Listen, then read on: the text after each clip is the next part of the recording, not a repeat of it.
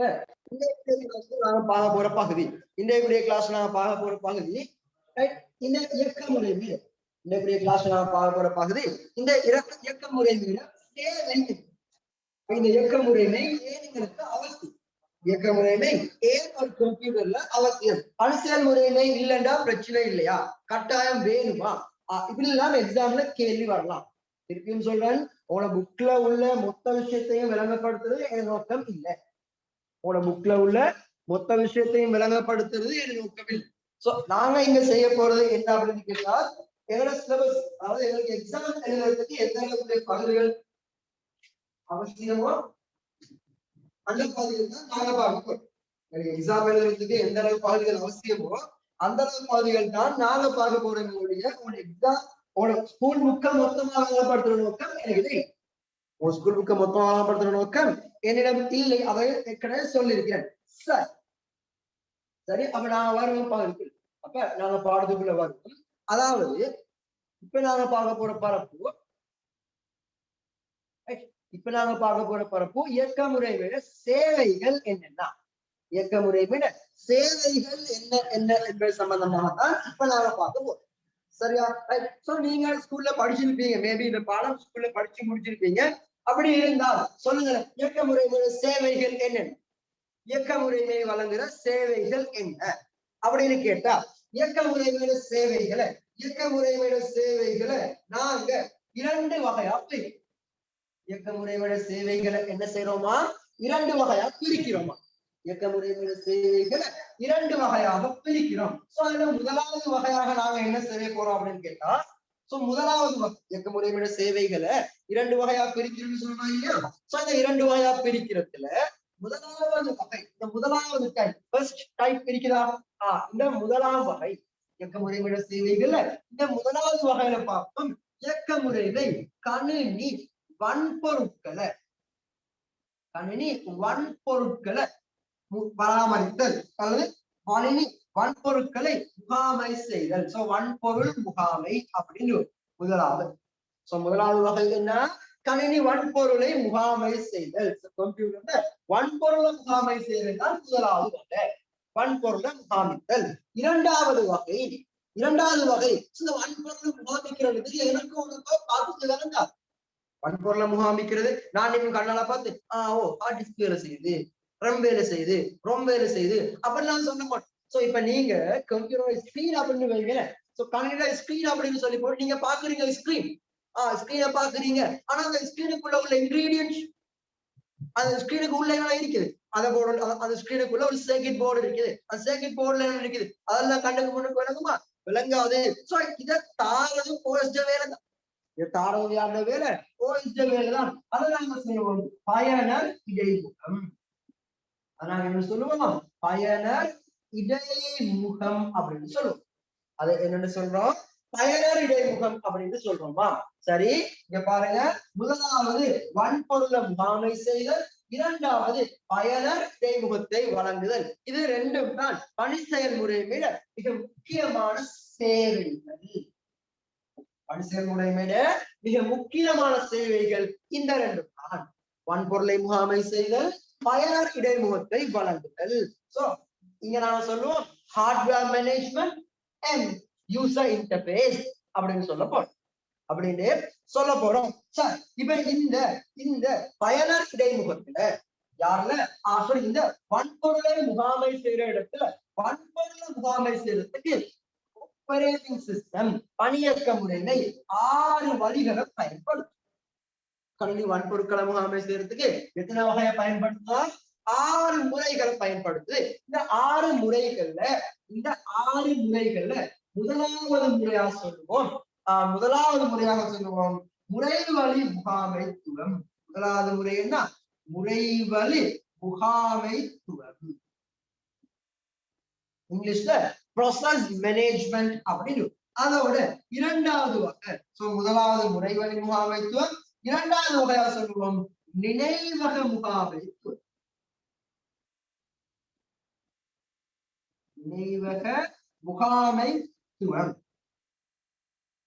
Memory management அப்படின்னு.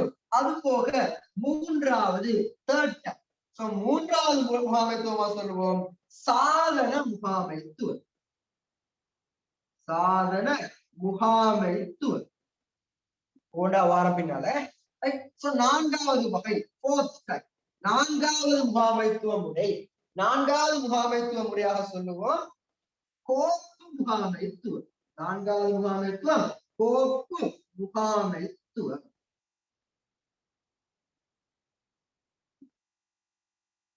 கோப்பு முகாமைத்துவம். ஐந்தாவது முறையாக சொல்லுவோம் காப்பு முகாமைத்துவம். ஐந்தாவது காப்பு முகாமைத்துவம். அதே மாதிரி கடைசி ஆறாவது முகாமைத்துவம் வலையமைப்பு முகாமைத்துவம்.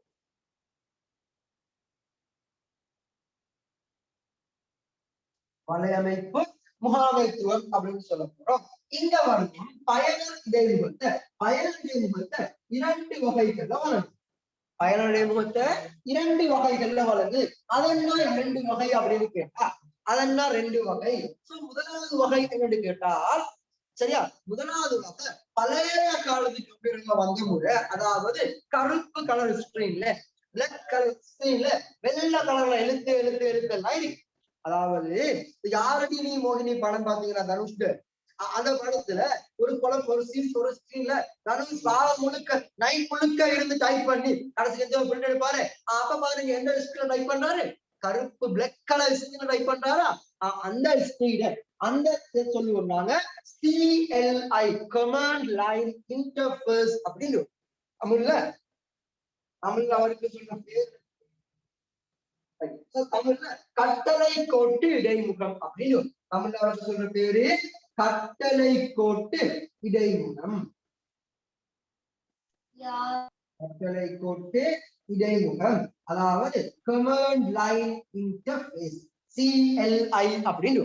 இப்ப நானும் நீங்களும் யூஸ் பண்ற ஆப்பரேட்டிங் சிஸ்டம் இதுல யாருக்கும் யூஸ் பண்ணலாம். சோ இந்த ஆப்பரேட்டிங் சிஸ்டம் பயன்படுத்தணுமா, இந்த முறை பயன்படுத்தணுமா, இத பத்தின சம்பூர்ண அறிவுமே இல்லாம இதை பயன்படுத்த இயலும்.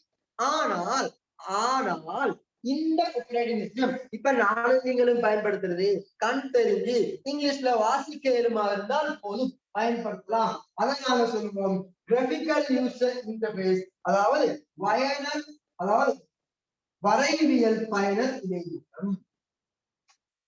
வரைவியல் பயனர் இடைமுகம் அப்படின்னு.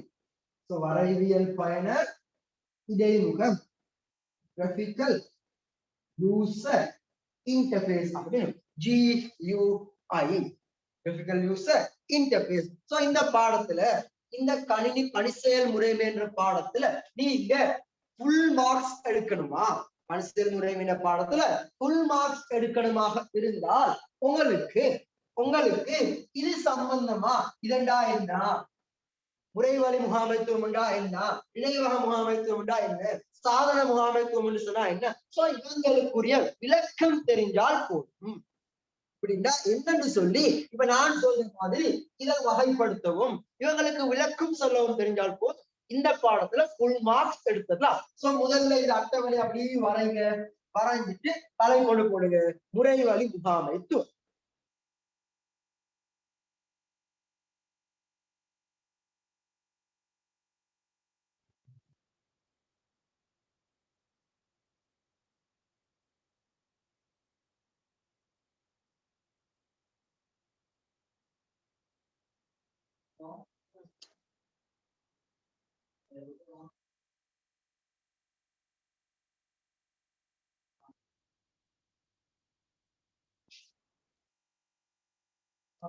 தலைப்பு முறைவழி முகாமைத்துவம், ப்ராசஸ் மேனேஜ்மென்ட்.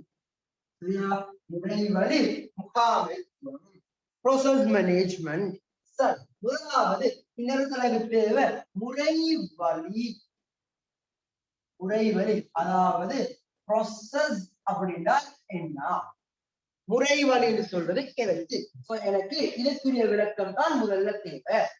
எனக்கு இதற்குரிய விளக்கம் தான் ஆரம்பத்தில் அவசியம். முறைவழி அப்படின்னால் என்ன? இப்ப நான் கேட்போமே உங்ககிட்ட, இப்ப நீங்க மொத்தமா என்ன செய்றீங்கன்னா 9 பாடம் படிக்கிறீங்க இல்லையா? 9 பாடம் படிக்கும். சோ அப்ப 9 பாடத்துக்கும் அவனுக்கிட்ட 9 புக்ஸ் இருக்கு. 9 பாடத்துக்கும் 9 புக்ஸ் இருக்கு. சரியா நான் சொல்றது? 9 பாடத்துக்கும் சரி நான் ரெக்கார்டிங் இருக்கலாம். சரி நான் இனிமேல் எழுதுறது கொஞ்ச நேரம் டைம் பாருங்க. சரி அப்ப 9 பாடத்துக்கும் 9 புக்ஸ் அவங்களுக்கு இருக்கு. சோ அதே மாதிரி 9 நோட்ஸ் இருக்கு. 9 நோட்ஸ் இருக்கும் 9 பாடத்துக்கும். இப்ப நீங்க என்ன செய்றீங்க அப்படின்னா ஒரு நாள் நைட்டுக்கு படிக்கணும் அப்படின்னு வைங்கள. சோ ஒரு நாள் நைட்டுக்கு படிக்கணும். அப்ப ஒரு நாள் நைட்ல படிக்கணும் அப்படின்னு சொன்னா உன மனசுல கேள்வி ஒன்று வரும், நான் எந்த பாடத்தை படிக்கிறேன், நான் எந்த பாடம் படிக்கிறது. சோ அதுக்குன்னு சொல்லி நீங்க ஒரு டைம் டேபிள் போடுவீங்களா இல்லையா? இன்றைக்கு இந்த பாடம் இவரோட நேரம் படிக்கிறது, இன்னைக்கு இந்த பாடம் இவரோட நேரம் படிக்கிறது. சோ அப்ப நானும் நீங்களும் 9 பாடத்தை படிக்கிறதுக்கே டைம் டேபிள் போடும் போது கம்ப்யூட்டர் 9 வேலையா செய்யுது. 1ஆவதுல இருந்து 4 வரைக்கும் எக்கச்சக்கமான வேலை செய்யும். அப்படி எக்கச்சக்கமான வேலை செய்யும் போது அந்த வேலைகளை எந்த வேலையை முதலாவது செய்யணும், எந்த வேலையை கடைசாவது செய்யணும். இப்ப சுபவிலை படிக்கிறீங்கன்னு சொன்னா சுபவிலை படிக்க வேண்டிய பாடம் நேரத்தோடு காலையில 5 மணிக்கோ 4 மணிக்கோ எழுதி படிக்கிற பிள்ளையா இருந்தால் அந்த நேரத்துல எந்த பாடம் படிக்கணும்? ஞாபகம் நிக்கிற பாடமா படிக்கணும். தூக்கமான டைம்ல எந்த பாடம் படிக்கணும்? மெட்ஸ் பாடம் படிக்கணும். ஏன் தூக்க கலக்கம் இல்லாம இருக்கணும் அப்படின்னு எந்த டைம்ல எந்த பாடத்தை படிக்கணும்னு சொல்லி எங்களுக்குள்ள ஒரு ஐடியா போகுமா இல்லையா? அதே மாதிரி அதே போல கணினி என்ன செய்யும் கேட்டா, இந்த கம்ப்யூட்டர் என்ன செய்யும் கேட்டா, அதுவும் 1ஆவது உடனே முதலாவது இந்த வேலையை செய்யணும், 2வது தான் செய்யணும், 3வது இப்ப நீ ஒன் பண்ணும் போது யூசர் பயன்படுத்தி கொண்டிருக்கிறீங்க. அப்ப யூசர் எந்த வேலையை தந்தா இந்த வேலையை செய்யுது இல்லையா? இப்ப நீ என்ன செய்யறா? நீ இப்ப முழு மூச்சா படிச்சு கொண்டிருக்க. உமா கூப்பிடுறாங்க, கொஞ்சம் வா.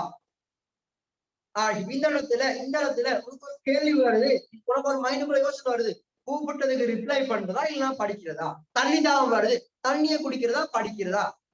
இயற்கை அழைப்புகள் வருது, இயற்கை அழைப்புக்கு பதில் சொல்றதா இந்த அமுக்கு மட்டும் வருதுன்னு படிக்கிறதா? சோ இந்த இடத்துல பாருங்க, தேவைகள் வரும்போது நான் கொஞ்சம் அங்கங்க போயிட்டு வரணும். அப்ப ஒரு வேலை செஞ்சு கொண்டிருக்க போகல, ஒரு வேலை செய்து கொண்டிருக்கும் போது இன்னொரு வேலை ஒரு வேலை செய்து கொண்டிருக்கும் போது இன்னொரு வேலை அவனுக்கு வரும் அப்படின்னு சொன்னா, ஒரு வேலை செய்து கொண்டிருக்கும் போது இன்னொரு வேலை வரும்னு சொன்னா நானும் அந்த இடத்துல முடிவெடுக்கணுமா இல்லையா? முடிவெடுக்கணும். அப்ப இதுவும் யாரோட வேலை? முறைவழித வேலை. முறைவழி முகாமைத்துவத்துல வேலை. சோ முறைவழி முகாமைத்துவம் முதலாவது என்ன வேலை செய்யுது?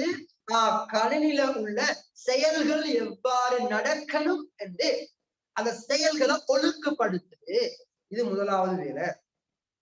எந்த செயல் எப்ப நடக்கணும், எப்படி நடக்கணும் என்பதை பத்தி தீர்மானிக்குது. இது 2வது வேலை. செயல்களுக்கு இடையில புதிய ஒரு செயல் வந்தால் அந்த செயலை செயற்படுத்துறதா இல்லையான்னு சொல்லி முடிவெடுக்கணும். இதுவும் அவருடைய வேலை. அதே போல ஒரு செயலை முடிவடைய வைக்கிறது. இப்ப நீங்க படிச்சுட்டே போறீங்கன்னு வைக்கல, அப்படி படிச்சுட்டே போறேன், ஒரு லிமிட் உண்டு இல்லையா? மெட்ஸ் பாடத்தை படிக்க ஆரம்பிச்சேன், அப்படியே எழுதி போயிட்டே இருக்கிறேன், கணக்கு செஞ்சு கொண்டே இருக்கிறேன். எப்ப நிப்பாடுறேன்? தூக்கம் வந்தாலா, இல்ல பசி வந்தாலா, இல்ல கொப்பி முடிஞ்சாலா, இல்ல டைம் முடிஞ்சாலா? சோ அப்படின்னு உரை வழிய எப்ப முடிவிக்கணும்னு சொல்லி தேவை வருதா இல்லையா? அப்ப இந்த வேலையெல்லாம் யாரு செய்யறது? இதெல்லாம் செய்யறதுதான் இயக்க முறைவிட வேலை. இயக்க முறைவிட முறைவழி முகாமைத்துவத்துல வேலை. நீங்க முறைவழி முகாமைத்துவத்தை பத்தி யோசிக்கணுமா? இங்க வேற ஒன்று யோசிக்க வேணும், நீங்க வேலை செய்யறதை பத்தி யோசிக்க. முறை வழி அப்படின்னா உங்களுக்கு விளங்குற பாசல முறைவழி முகாமைத்துவம். முறை வழினால் உனக்கு விளங்குற பாசல சொன்னால் அதுக்குதான் பேரு செயல். ப்ராசஸ் அப்படின்னா இன்னொரு சொல் செயல். செயல்கள், நீங்க செய்யற செயல்களை இங்க ஒப்பிடு, வேற எங்கேயும் போவாங்க. விளங்குச்சா சொன்னது? உரைவழி முகாமைத்துவம் என்னன்றது விலங்கினால் கைத்தூக்கு, இல்லைன்னா அப்படியே ஏறி நான்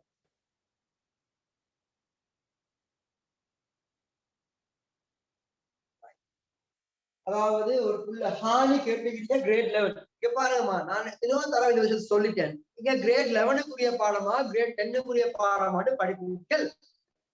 மொத்தமா ஓஎல் எக்ஸாம் எழுதுறதுக்கு உங்களுக்கு எந்த யூனிட்ஸ் அவசியமோ அதைத்தான் படிச்சுட்டு போறோம். இதுல கிரேட் 11க்குரிய பாடமும் போகும், கிரேட் 10க்குரிய பாடமும் போகும். ரெண்டும் மிக்ஸ்டப் மாறி மாறி மாறி மாறி போகும். நீங்க ஸ்கூல் புக்கை யூஸ் பண்ண வேண்டிய அவசியம் இல்ல. யூஸ் பண்ண வேண்டிய சந்தர்ப்பம் வந்தா நான் சொல்லுவேன், இந்த பேஜ்ல இந்த புக்ல இத்தனாம் பேஜ் பாருங்கன்னு சொல்லி சொல்லுவேன். இந்த புக்ல இத்தனாம் பேஜ பாருங்க அப்படின்னு சொல்லி நானே சொல்லுவேன். நீங்க யோசிக்க வேண்டிய அவசியம் இல்ல. இங்க போறது ஒவ்வொரு யூனிட்ஸா கிரேட் 11க்கும் கிரேட் 10க்கும் சேர்ந்து யூனிட்ஸ் ஒவ்வொன்றா கவர் பண்ணிக்கிட்டு போகப்படும். ஓகே ஹானி சார், இப்ப நானும் வரும். Okay please. சரி, அப்ப எழுதுங்க, நோட் எழுதுங்க. முறைவழி முகாமைத்துவம் என்பது முறைவழி முகாமைத்துவம் என்பது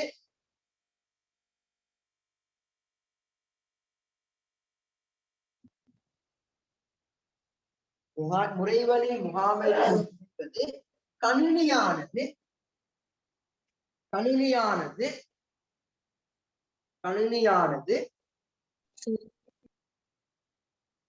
அங்கு மேற்கொள்ளப்படும்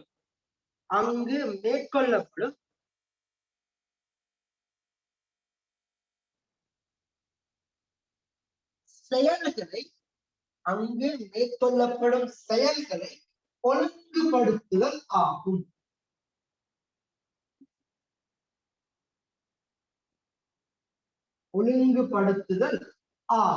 முறைவழி முகாமைத்துவம் என்று யாராவது கேட்டா சிம்பிளா என்ன சொல்லலுமா, அங்க நடைபெற வேலைகளை ஒழுங்குபடுத்துதல். சார் இங்கிலீஷ்ல என்ன தமிழ்னு சொன்னேன். முறைவழி தமிழ் ஒரு பர முடிச்சுட்டு முறைவழி முகாமைத்துவம் என்பது கணினியில் நடைபெறும் செயல்களை ஒழுங்குபடுத்துதல் ஆகும். எழுதுங்க. arranging the process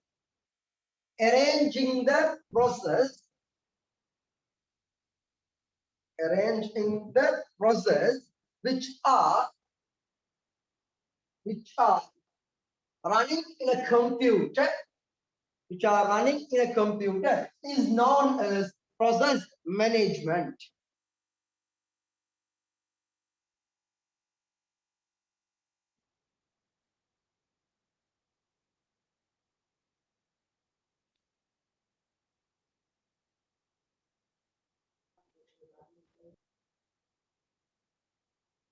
சரியா? அடுத்து நாங்க பார்க்கணும் முறைவழி முகாமைத்துவம் என்னன்னு தெரிஞ்சுட்டு முறைவழி முகாமைத்துவத்தின் பணிகள் எழுதுங்க. முறைவழி முகாமைத்துவத்தின் பணிகள் சர்வீசஸ் ஆஃப் ப்ராசஸ் மேனேஜ்மெண்ட். முறைவழி முகாமைத்துவத்தின் பணிகள் services of process management.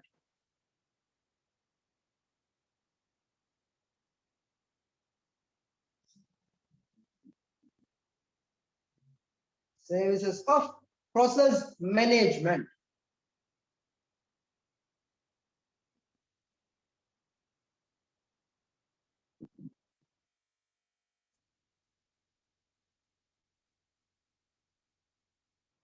Process management services பார்க்க போறோம். So process management services அப்படின்னு சொன்னா என்ன சேவைகளை வழங்குது அப்படின்னா ஒரு செயல் எப்ப நடைபெறணும் என்று தீர்மானிக்கிறது. அதனை ஆரம்பத்தில் சொன்ன செயல்களை அட்டவணைப்படுத்துறது, ஷெட்யூல் பண்றது. எந்த செயல் எப்ப நடக்கணும்னு ஷெட்யூல் பண்றது. அதே நேரத்துல இங்க பின்னால வரும் அடுத்த போட்டீங்கன்னா மெமரி மேனேஜ்மெண்ட் அதை பத்தியும் பின்னால சொல்லுவேன். நான் அங்க போறதுக்கும் போது மெமரி மேனேஜ்மெண்ட்டுக்கு போறதுக்கும் போது இந்த முறைவழி முகாமைத்துவம் தீர்மானிக்கும். ஓகே, சோ அப்ப இன்றைக்கு இந்த ப்ராசஸ் இந்த நோட்ஸ் எழுதுறதுக்கு ஐடி பண்ணி யோசிச்சிருக்கீங்களா இல்லையா? இந்த ஐடி கிளாஸ் இந்த கூடிய நோட்ஸ் எழுதுறதுக்கு ஒரு 2 கொப்பித்தால் போதும், 3 கொப்பித்தால் போதும். சோ அப்படின்னு ஒரு மைண்டுக்குள்ள வந்திக்குமா இல்லையா? சோ கொப்பிட பக்கம்னு சொல்றது நீங்க எழுதுறதுக்குரிய ஞாபகம் வைத்துக் கொள்வதற்காக எழுதுற இடம். இதைத்தான் நாங்க சொல்லுவோம் மெமரி. அப்ப எவ்வளவு தூரத்துக்கு மெமரி வேணும்னு சொல்லி தீர்மானிக்கிறது இவருடைய வேலைகள்ல உண்டாக வந்துடும். சரியா? சோ அப்ப எழுதுங்க தமிழ்ல சேவைகள் தானே போட்டு எழுதுங்க. முறைவழிகளுக்கு தேவையான நேரத்தை ஒதுக்குதல். முறைவழிகளுக்கு தேவையான நேரத்தை ஒதுக்குதல். முறைவழிகளுக்கு தேவையான நேரத்தை ஒதுக்குதல்.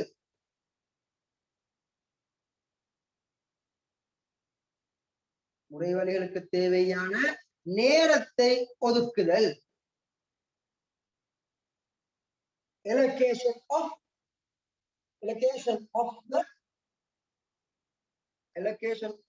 CPU time. முதலாவது allocation of CPU time. CPU நேரத்தை ஒதுக்குறது CPU time. முதலாவது நேரத்தை ஒதுக்குறது. ரெண்டாவது second one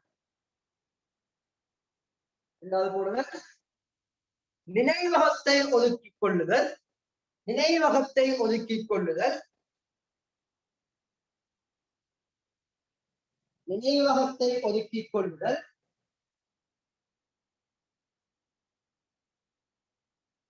Allocation of the memory. Allocation of memory.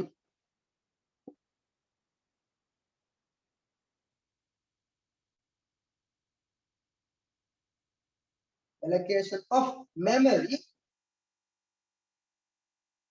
அடுத்தது முறைவழிக்கு தேவையான எழுதுங்க. முறைவழிக்கு தேவையான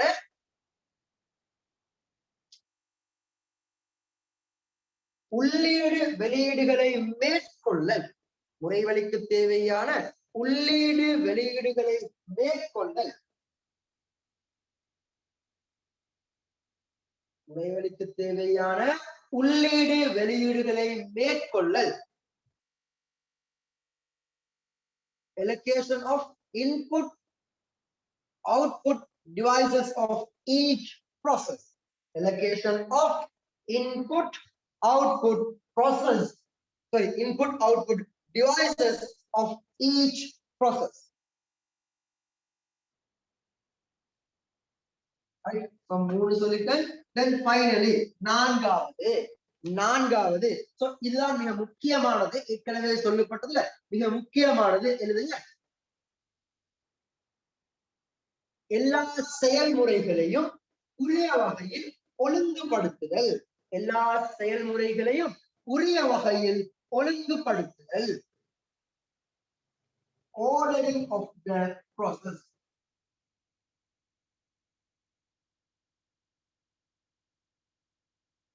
Ordering of the process.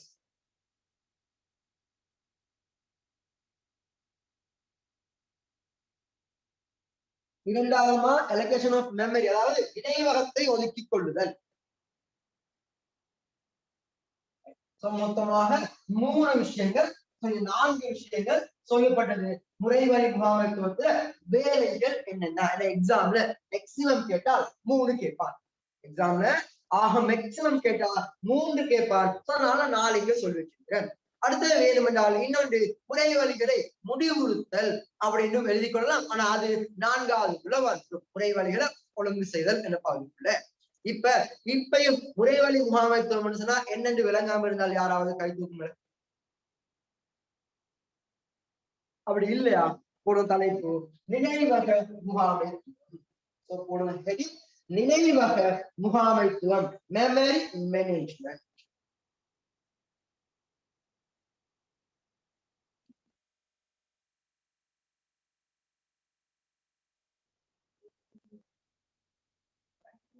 அடுத்தது போல நினைவக முகாமைத்துவம்.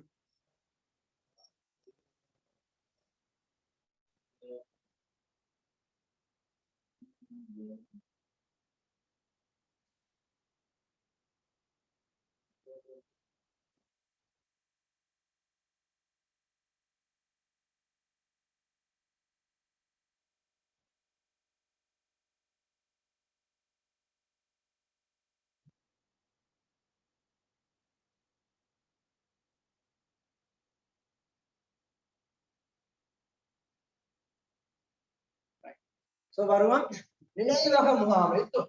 சரி, நினைவக முகாமைத்துவம் மெமரி மேனேஜ்மெண்ட் அப்படின்னு சொன்ன இடத்துக்கு வரும்போது நீங்க யோசிக்கணும், உங்களுக்கு தெரிஞ்ச கம்ப்யூட்டர் மெமரி என்ன சொல்லுங்க. கணித நினைவகம் சொல்லி சாதாரணமா எக்ஸாம்ல கணினியின் நினைவகம் என்று கேட்டா எதை சொல்லுது?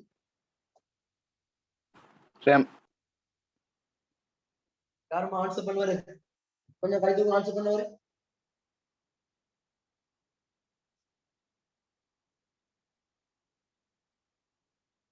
Right, okay. Right, so answer சரி. அதனால கேட்கிறேன்.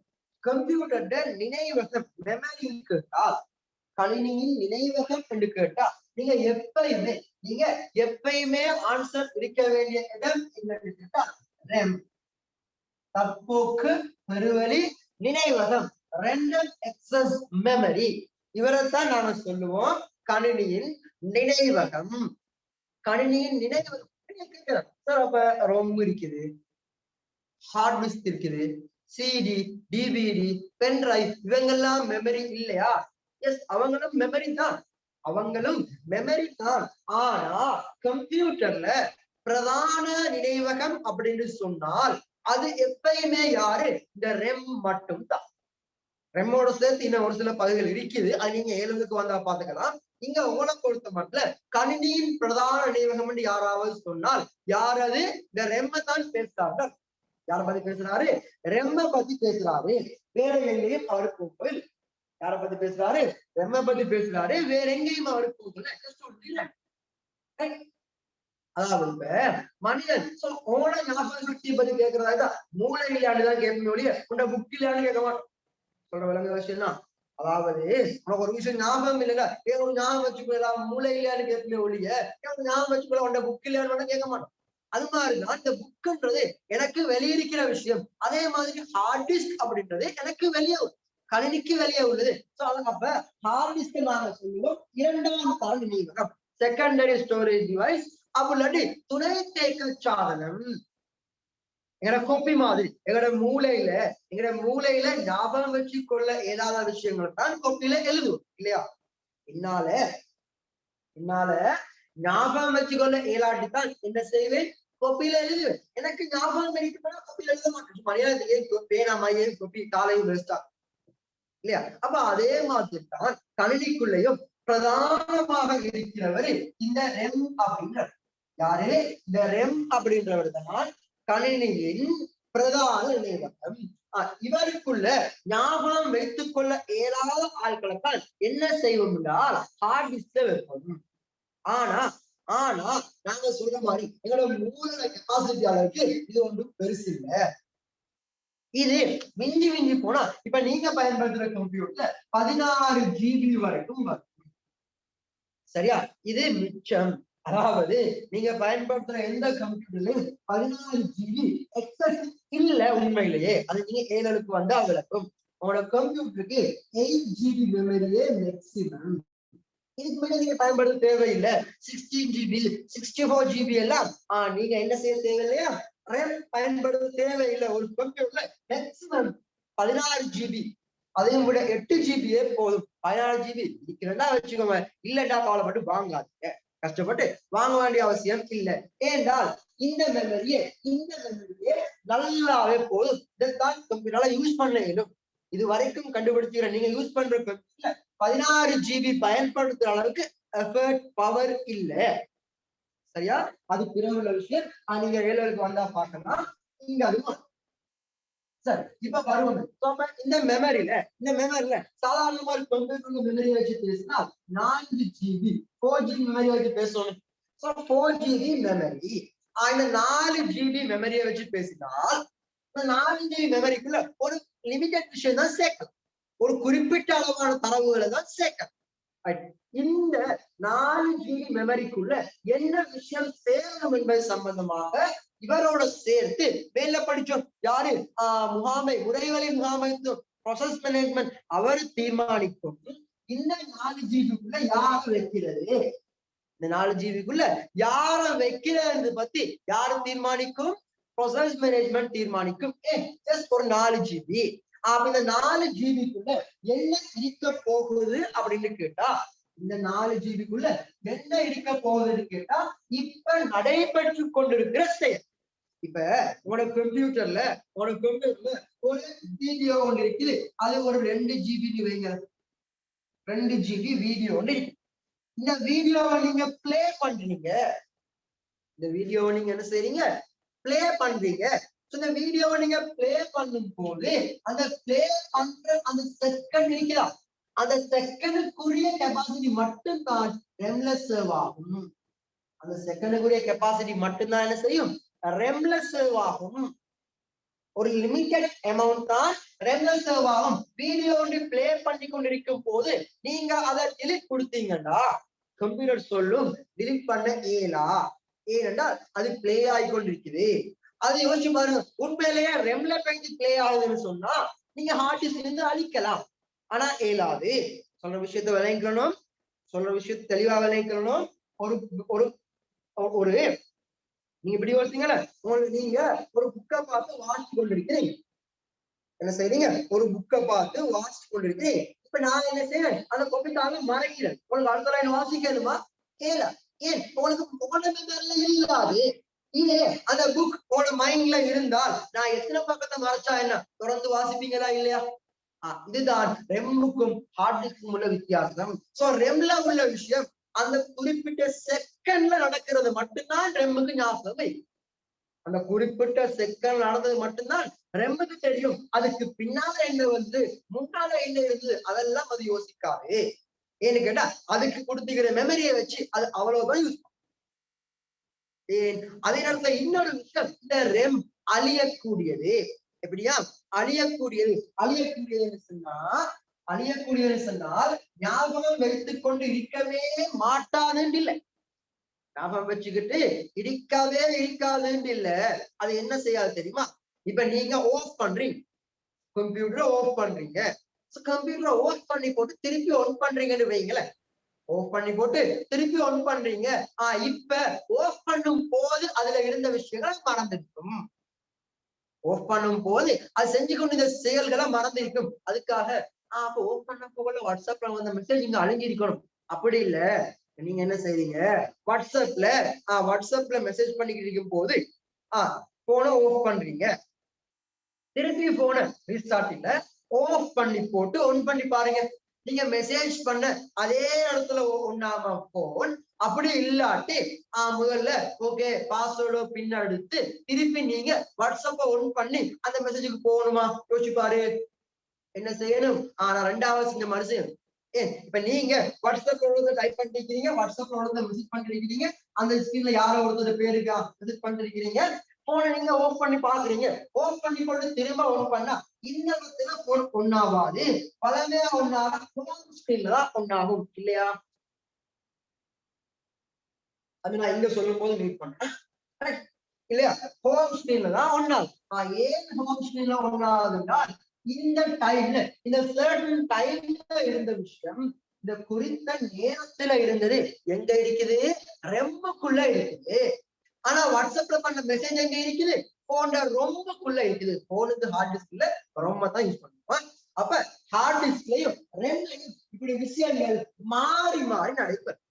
ஹார்ட் டிஸ்க்லயும் ரெம்லையும் விஷயங்கள் மாறி மாறி நடைபெறும். ஏன் இதை நான் திருப்பி திருப்பி சொல்றேன்னா, சில வேலைகள்ல எக்ஸாம் பேப்பர்ல கேள்வி கேட்கலாம், கம்ப்யூட்டர்ல ரெம் இருக்கிறதுனால ஹார்ட் டிஸ்க் தேவையில்லை இல்ல, ஹார்ட் டிஸ்க் இருக்கிறதுனால ரெம் தேவையில்லை அதுவும் இல்லை, ரெண்டும் வேணும்.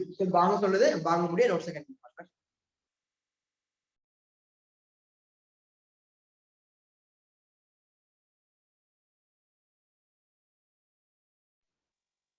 சரி சரி, அப்ப நோட் சொல்லுங்க. கணினி செயற்படும் போது,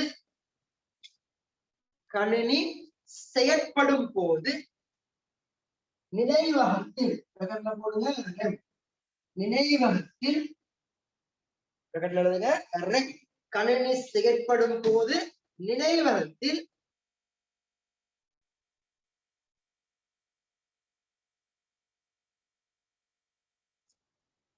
கணினி செயற்படும் போது நினைவகத்தில் எழுதுங்க, நினைவகத்தில் அநேக செயற்பாடுகள் நடைபெறும்,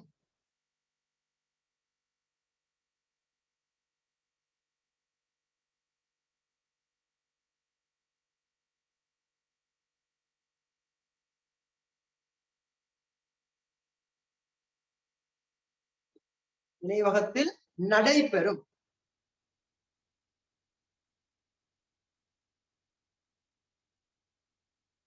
தொடர்ந்து எழுதுங்க. உள்ளடக்கப்படும் அனைத்து தரவுகளும் உள்ளடக்கப்படும் அனைத்து தரவுகளும் உள்ளடக்கப்படும் அனைத்து தரவுகளும் உள்ளடக்கப்படும் அனைத்து தரவுகளும்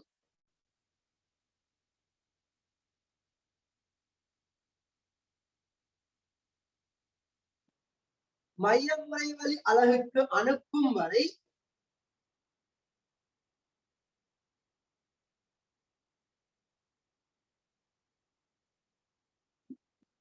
உள்ளடக்கப்படும் அனைத்து தரவுகளும் மையமுறை வழி அலகுக்கு அனுப்பப்படும் வரை பதிந்து வைத்திருத்தல் மற்றும்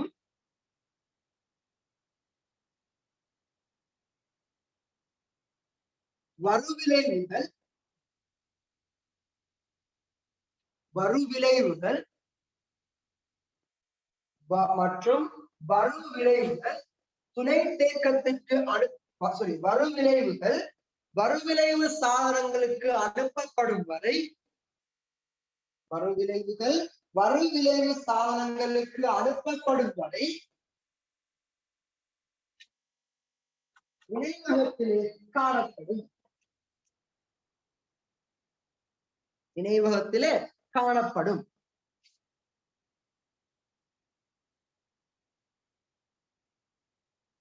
நினைவகத்திலே காணப்படும். நினைவகத்திலே காணப்படும். சரியா?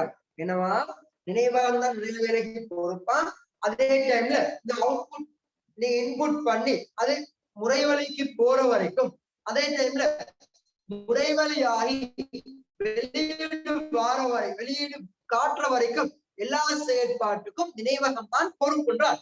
அப்படி நினைவகம் பொறுப்பாக இருக்கும் போது நான் ஏற்கனவே சொல்லிட்டேன், 4 GB 8 GB 14 GB லெவல்ல பெரிய லெவல்ல வச்சுட்டீங்க. அப்ப நீங்க அனுப்புற எல்லா தலைமுறைக்கும் சேவை நிக்கணுமா? ஏலா. அப்ப என்ன செய்யணும்? ஒரு செயல் முடிஞ்ச உடனேயே அந்த செயலுக்கு ஒதுக்கிய நினைவகத்தை அது நீக்கணும். அதாவது என்ன வேலை செய்யணும் என்றால், நீங்க ஒரு கொப்பியில ஒரு போர்ட்ல நான் எழுதுறேன், போர்டுலாம் எழுதுறேன். எழுதி ஒரு குறிப்பிட்ட பகுதி எழுதி முடிச்சது போல நான் என்ன செய்யறேன்? அழிச்சுட்டு தான் புதுசா ஒன்று எழுதுறேன். ஏன் இங்க இவ்வளவுதான் இடம் இருக்குது இல்ல ரூம் முழுக்க போடுங்க. ஆனா போன 360 சுத்தி இல்லையா? சொல்றது விளங்குதா? அப்ப நீ நோட்டை எழுதி கொள்ற வரைக்கும் நான் இங்க வச்சிருப்பேன். நீ எழுதி முடிஞ்சதுக்கு பின்னால அழிப்பேன். இந்த வேலையைத்தான் மெயின் மெமரி செய்யுது. சரியா? எழுதுங்களேன். ஆகவே முறைவழி முகாமைத்துவத்தின் பணிகள், நினைவக முகாமைத்துவத்தின் பணிகள், நினைவக முகாமைத்துவத்தின் பணிகள், நினைவக முகாமைத்துவத்தின் பணிகள்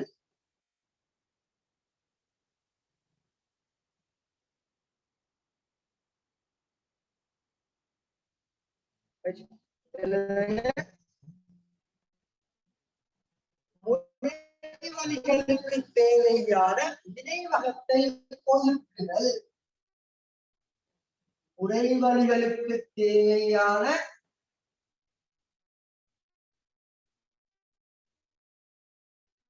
நினைவகத்தை ஒதுக்குதல். இது அங்கேயும் வந்தது இங்கேயும் வந்தது. நினைவகத்தை ஒதுக்குதல்.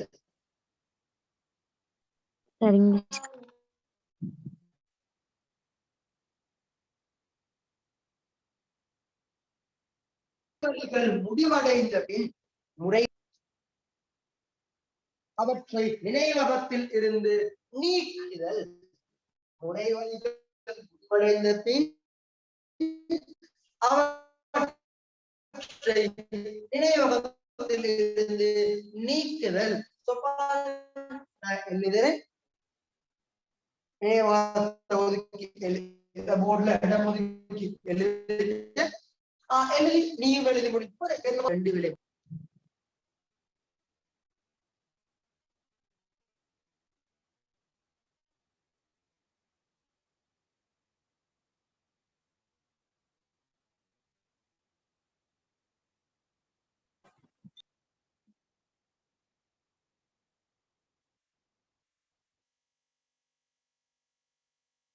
இரண்டாவது சொல்லுவாரு எழுதுங்க. முறைவழிகள் முடிவடைந்த பின் அவற்றை நினைவகத்தில் இருந்து நீக்குதல். தம்பி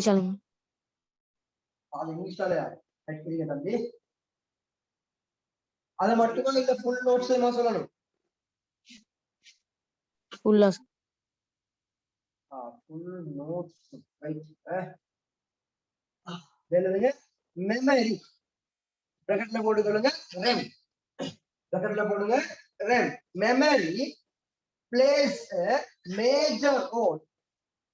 Memory plays a major role during the functioning of the computer.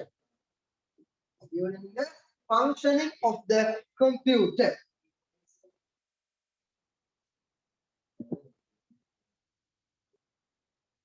The input data are stored in the RAM before being transferred to the CPU.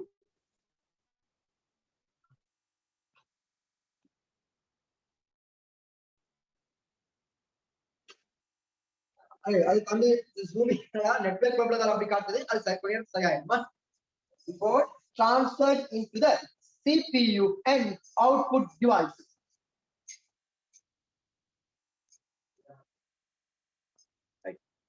அப்ப இந்த வேலையை செய்யறது தான் நினைவகத்துல அளவு போதாது அப்படின்னு சொல்லி. சோ அப்ப அடுத்தது போடுங்க.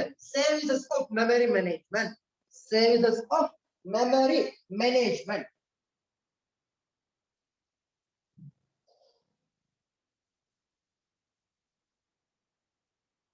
Allocate memory for each process.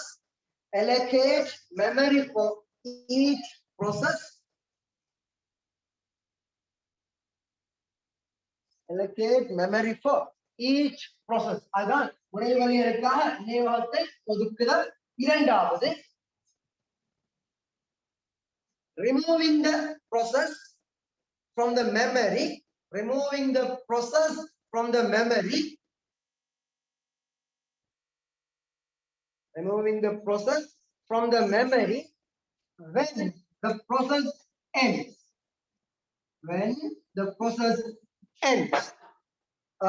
Process முடிவடைந்த உடனே நினைவகத்திலிருந்து நீக்கிறது.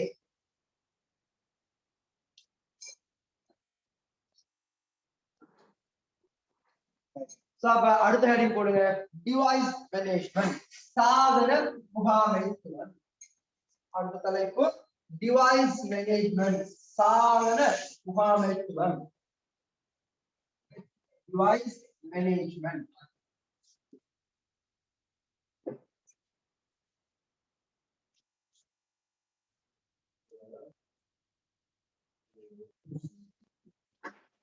டிவைஸ் மேனேஜ்மெண்ட், சாதன முகாமைத்துவம். சோ முக்கியமான ரெண்டு முடிஞ்சு. முக்கியமான ரெண்டும் இப்ப முடிஞ்சு. எது முக்கியமான ரெண்டு முடிஞ்சு?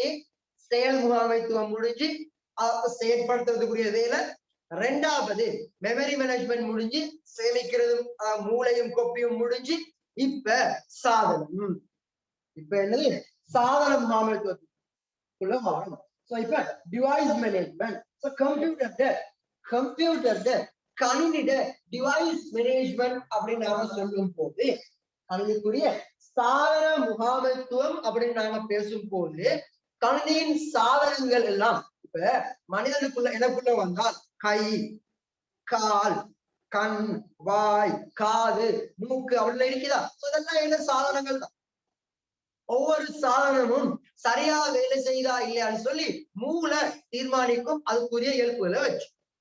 அதே மாதிரி கம்ப்யூட்டர் எடுத்துக்கிட்டால் ஒரு கணினியை நீங்க எடுத்துட்டு வந்தா கணினி ஒரு கம்ப்யூட்டர் கொண்டு வந்தால் அதுக்கு மவுஸ் வேணும், கீபோர்டு வேணும், வேற என்ன பிரிண்டர் அச்சுப்பொறி வேணும், ஸ்கிரீன் வேணும், ஸ்பீக்கர் வேணும் இல்ல. சோ இப்படி கம்ப்யூட்டருக்கு அதோட சேர்ந்து இயங்குறதுக்கு நிறைய சாதனங்கள் வேணும். அப்ப அந்த சாதனங்கள் எல்லாம் சரியாக இணைந்திருக்கிறதா இல்லையா, ஒழுங்கா வேலை செய்யறா இல்லையா, இதெல்லாத்தையும் பார்க்கணுமா இல்லையா. அப்ப இத முகாமைத்துவம் செய்யற ஆள் தான் யாரு, த டிவைஸ் மேனேஜர். இந்த கம்ப்யூட்டர்ல அடிஷனல் ஃபீச்சர்ஸாவே டிவைஸ் மேனேஜர். டிவைசஸ் சரியாக இணைந்து சரியாக ஒர்க் பண்ணுதா அப்படின்னு பாக்குறது தான் இவருடைய வேலை. எனக்கு ஒரு நோட் எழுதுங்க.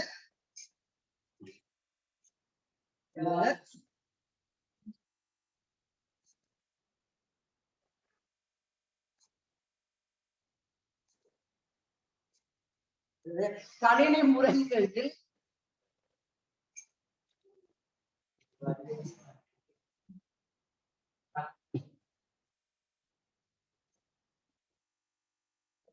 கணினி முறைமையில் அதிக வெளியிணைப்பு சாதனங்கள் அவசியம். கணினி முறைமையில் அதிக வெளி இணைப்பு சாதனங்கள் அவசியம். அதிக வெளி இணைப்பு சாதனங்கள் அவசியம். இச்சாதனங்களை கட்டுப்படுத்துவதே சாதன முகாமைத்துவம் ஆகும். இச்சாதனங்களை கட்டுப்படுத்துவதே சாதன முகாமைத்துவம் ஆகும். சாதன முகாமைத்துவம் ஆகும். இங்கிலீஷ்லயும் சேர்த்து சொல்லிக்கிட்டே போறோம், கடைசிக்கு சொல்லாமலா. Right, எழுதிக்கொள்ளுங்க. There are several devices connected to a computer system. There are several devices connected to the computer system. There are several devices connected to the computer system. Managing them is device management. Managing them is known as device management. Device management. So the device management மிக முக்கியமான ஒரு விஷயம் என்னன்னு கேட்டால் சாதன செலுத்தி அப்படின்னு. சாதன செலுத்தி device drivers. So the device driver அப்படின்றது தமிழ்ல சாதன செலுத்தி அப்படின்னு சொல்லும். சோ இது இப்ப நீங்க புதுசா ஒரு பிரிண்டர் வாங்குறீங்க, ஒரு ப்ரொஜெக்டர் வாங்குறீங்க அப்படின்னா அதை கொண்டு வந்து கணினியோட இணைத்தால் அந்த ப்ரொஜெக்டர் சரியா ஒர்க் பண்றதுக்கு, அந்த பிரிண்டர் சரியா ஒர்க் பண்றதுக்கு அவங்க என்ன செய்வாங்கன்னா அத ஒரு சீடி தருவாங்க, இல்ல ஒரு வெப் லிங்க் ஒன்று தருவாங்க. நீங்க அங்க போய் இந்த டிவைஸ் சாஃப்ட்வேர் டவுன்லோட் பண்ணிக்கொள்ளுங்க அப்படின்னு சொல்லுவாங்க. கேள்விப்பட்டிருக்கிற எப்படி விஷயம்? எஸ், சொல்லுவாங்க. டவுன்லோட் பண்ணிக்கிட்டு அப்ப ஒர்க் பண்ணுங்க, சரியா வருது. அதான் சொல்லுவோம் சாதன செலுத்தி. அதாவது ஒரு சாதனம் சரியாக இயங்கணுமா, திறம்பட வேலை செய்யணுமா, அந்த சாதனத்துக்குரிய சாஃப்ட்வேர் வேணும். அதுதான் டிவைஸ் டிரைவர் அப்படின்னு. இத யாரு இந்த டிவைஸ் மேனேஜ்மெண்ட் தேடித்தரும். ஆனா இப்ப புதுசா வர கம்ப்யூட்டர்ஸ்ல, இப்ப புதுசா வர கணினிகள்ல இது தேவையில்லை. இப்ப சாதனங்களோட இன்பில்டாவே டிவைஸ் டிரைவர் வருது. இந்த சாதனங்களை நாங்க சொல்லுவோம் பிளக் அண்ட் பிளே அப்படின்னு. நாங்க சொல்லுவது பிளக் அண்ட் பிளே. அதாவது பிளக் அண்ட் பிளே அப்படின்றால் சாதனத்திற்கு இல்லாமல் இயங்குகிற சாதனங்கள். எழுதுங்க ஒரு நோட்.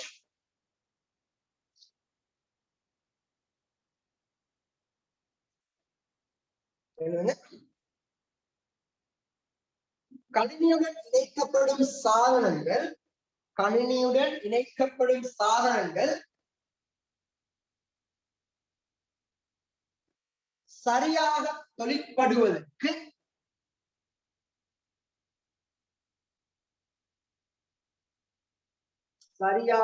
தொழிற்படுவதற்கு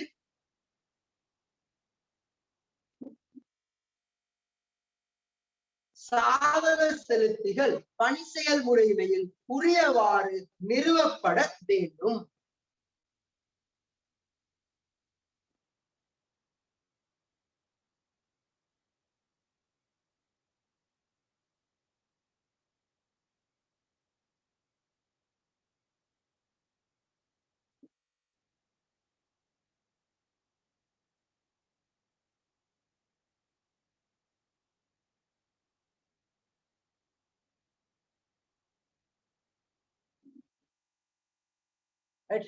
சாதனங்கள் சாதன செலுத்திகள் உரியவாறு நிறுவப்பட வேண்டும். வருகவா சரி எழுதுங்க.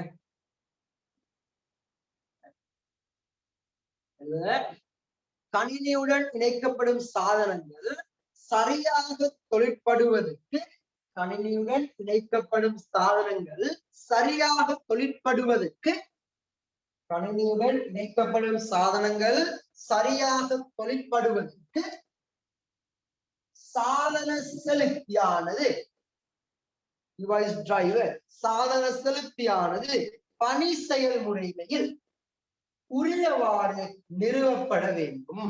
பணி செயல்முறையில் உரியவாறு நிறுவப்பட வேண்டும். இங்கிலீஷ்லயும் அதை எழுதிக் கொள்ளுங்க.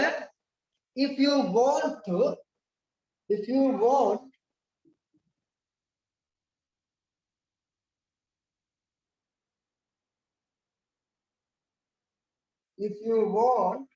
a device to work probably if you want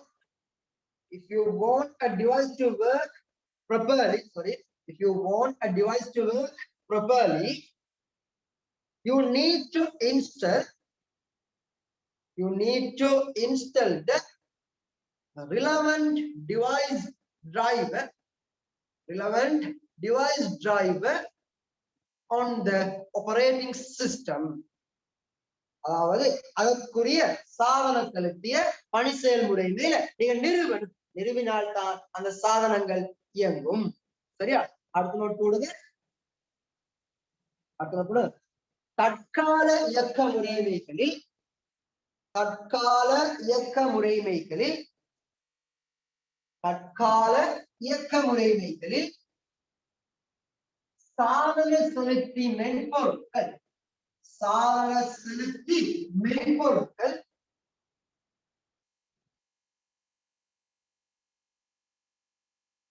சாதன செலுத்தி மென்பொருட்கள்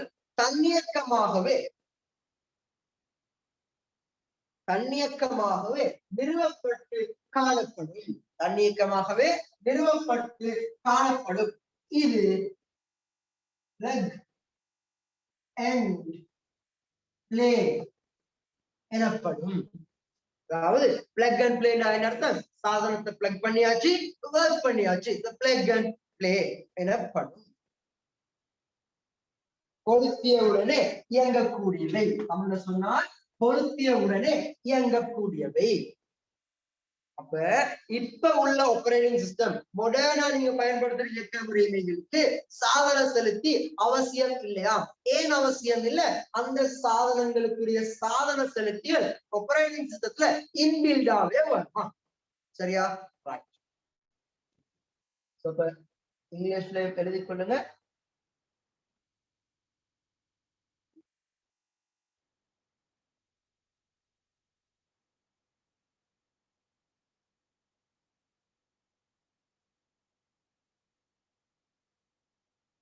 திருப்பியா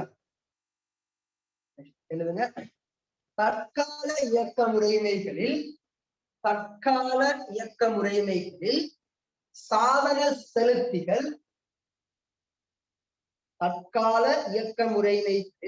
சாதன செலுத்திகள் தன்னியக்கமாகவே நிறுவப்பட்டு காணப்படுவதால் தற்கால இயக்க முறைமைகளில் சாதன செலுத்திகள் தன்னியக்கமாகவே நிறுவப்பட்டு காணப்படுவதால்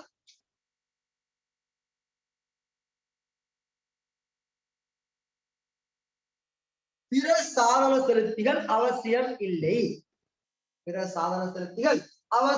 இல்லை. சரி, அது தேவையில்லை. அந்த நோட்டிலாட்டியும் தற்கால இயக்க முறைமைகளில் சாதன செலுத்திகள் தன்னியக்கமாகவே நிறுவப்பட்டு காணப்படும். அப்படி முடிகள் தன்னியக்கமாகவே நிறுவப்பட்டு காணப்படும். இது பிளக் அண்ட் பிளே எனப்படும். இது plug and play எனப்படும். The modern operating system, OS, the modern operating systems the modern operating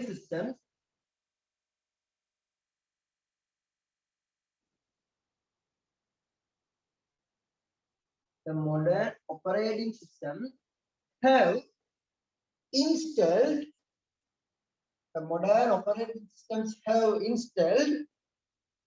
device drivers automatically on it.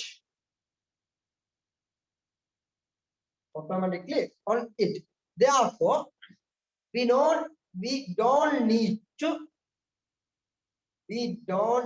to install a device driver. This is known as plug and play.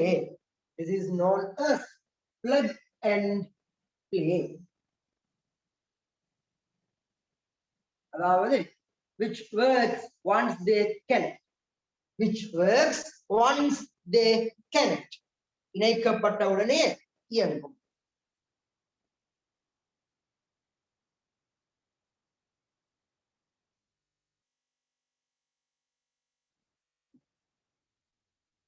Works once they connect. So நாங்க அடுத்ததா பார்க்க வேண்டியது file management. கோப்பு முகாமைத்துவம் என்ற பகுதி நாங்க அடுத்ததாக பார்ப்போம். நான் ஏற்கனவே உங்கள்ட்ட சொல்லியிருந்தேன், எனக்கு கிளாஸ் அவர் 1 hours தான் நான் செய்யலாம்னு சொல்லி நிறைய ஒர்க்ஸ் பின்னால நான் இதுக்கு 1/2 hour தரும் போது பின்னால நிறைய ஒர்க்ஸ் அடிப்படுது அப்படின்ட்டு, அதாவது பின்னால நிறைய ஒர்க்ஸ் எனக்கு மிஸ் ஆகுது.